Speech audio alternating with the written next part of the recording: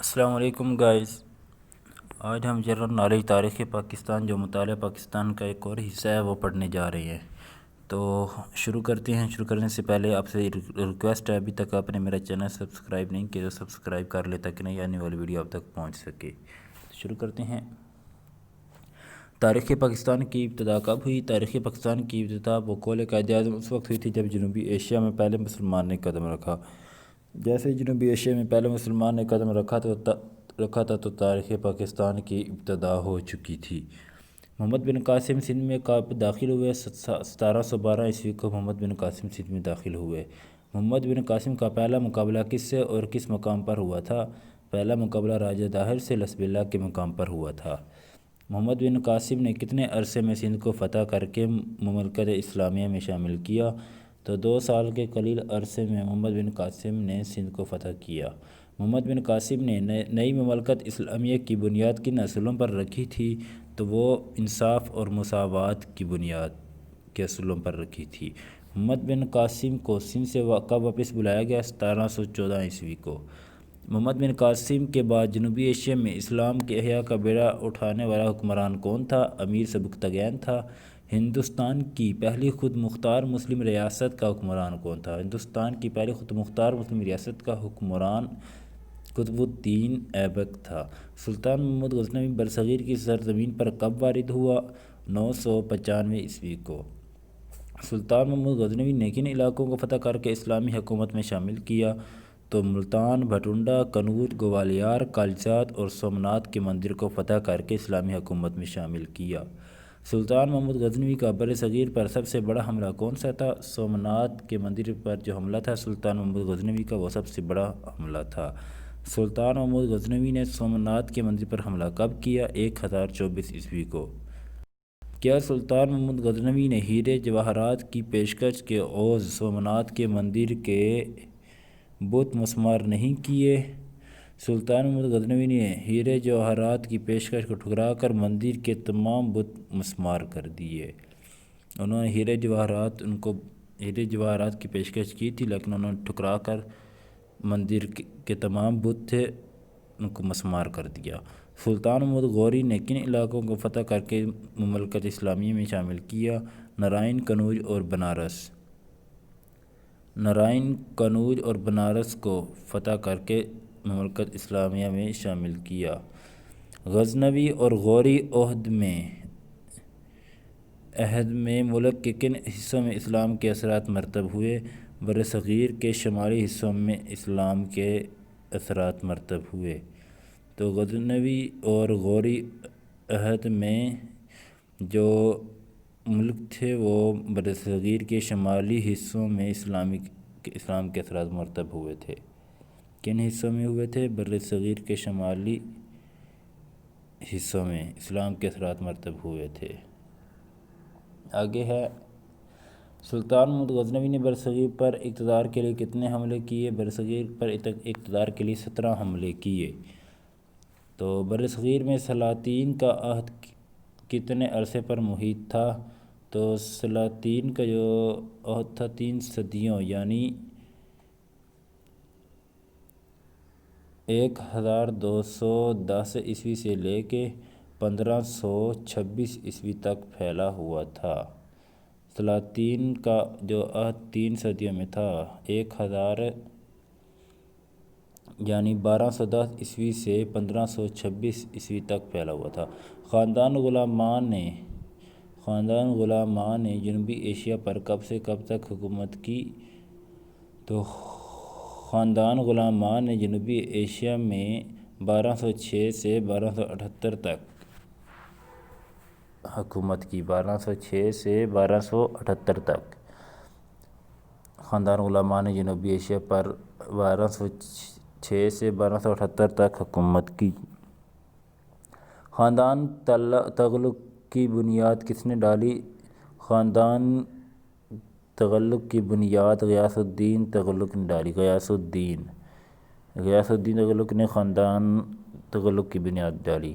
برصغیر پر خاندان تغلق کی حکمرانی کتنے عرصے تک رہی؟ تو برصغیر میں خاندان تغلق کی حکمرانی 1320 سے 1413 عیسوی تک 1320 سے 1413 تک۔ آگے ہے سلاطین کا آخری خاندان کون سا تھا؟ لودھی خاندان۔ سلاطین کا جو آخری خاندان تھا وہ لودھی خاندان تھا۔ سلاطین کا جو عہد تھا 3 صدیوں پر تھا، جو کہ 1210 سے 1526 تک تھا، اور سلاطین کا آخری خاندان جو تھا وہ لودھی خاندان تھا۔ لودھی خاندان نے برصغیر پر کتنا عرصہ حکمرانی کی؟ 1451 سے 1526 تک۔ 1451 سے 1526 تک لودھی خاندان نے برصغیر پر حکومت کی۔ 1451 سے 1526 تک۔ مغلیہ دور حکومت کے پہلے حکمران کا نام بتائیے۔ ظہیر الدین بابر۔ ظہیر الدین بابر مغلیہ دور کے حکومت کے پہلے حکمران ہیں۔ ظہیر الدین بابر نے برصغیر پر کتنا عرصہ حکومت کی؟ ظہیر الدین بابر نے برصغیر پر 1526 سے 1530 تک حکومت کی۔ انہوں نے بہت کم عرصہ کی ہے، 1526 سے 1530 تک۔ ظہیر الدین بابر کس خاندان کا چشم و چراغ تھے؟ تیموری خاندان۔ ظہیر الدین بابر جو تھے وہ تیموری خاندان کے چشم و چراغ تھا۔ بابر نے کس مقام پر ابراہیم لودھی کو شکست دے کر مغلیہ حکومت کی بنیاد ڈالی؟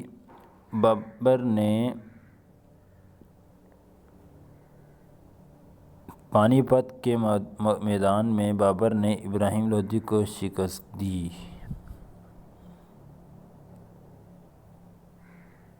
پانی پت کے میدان میں بابر نے ابراہیم لودھی کو شکست دی۔ پانی پت کے میدان میں۔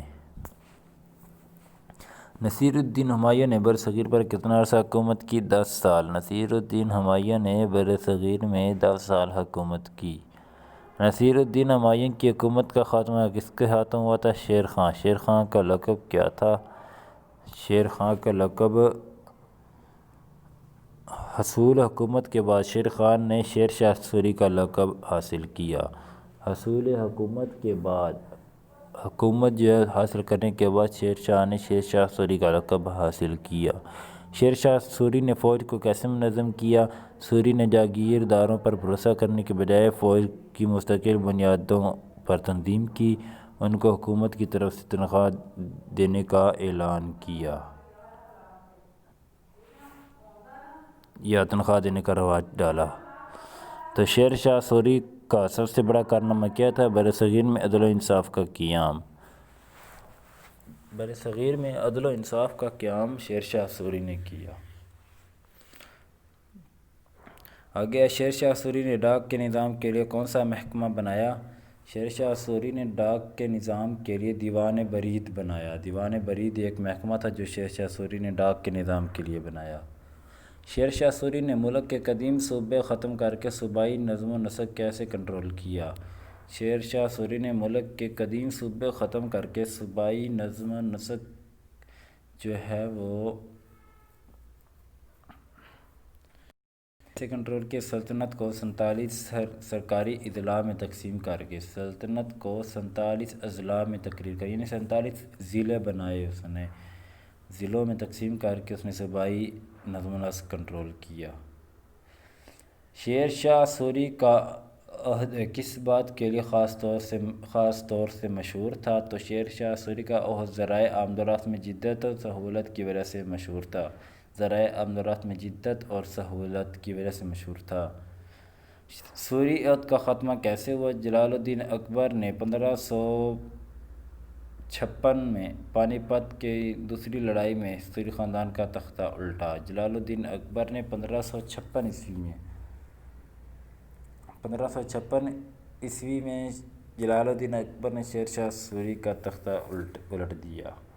جلال الدین اکبر نے برصغیر پر کتنا عرصہ حکمرانی کی؟ 1556 سے 1605 تک۔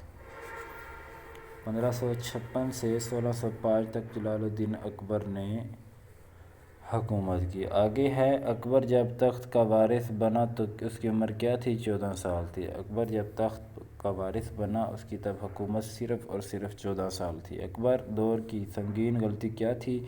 دین الہی کی ایجاد اکبر دور کی سنگین غلطی تھی۔ دین الہی کی ایجاد اکبر دور کی سنگین غلطی تھی۔ جہانگیر نے نور جہاں سے کب شادی کی؟ تو جہانگیر نے نور جہاں سے یہ 12 لکھا ہے 1611 عیسوی کو۔ تو جہانگیر خان نے نور جہاں سے 1611 عیسوی کو شادی کی۔ آگے شہاب الدین محمد شاہ جہاں کے کب تخت نشین ہوا؟ شہاب الدین محمد شاہ جہاں 1627 عیسوی کو نشین ہوا۔ 1627 عیسوی کو۔ دربار میں سجدہ تعظیمی کس مغل بادشاہ کے عہد میں ختم ہوا؟ شہاب الدین محمد شاہ جہاں۔ شہاب الدین محمد شاہ جہاں کے عہد میں ختم ہوا۔ دربار میں سجدہ تعظیمی جو ہے وہ شہاب الدین محمد شاہ جہاں کے عہد میں ختم ہوا۔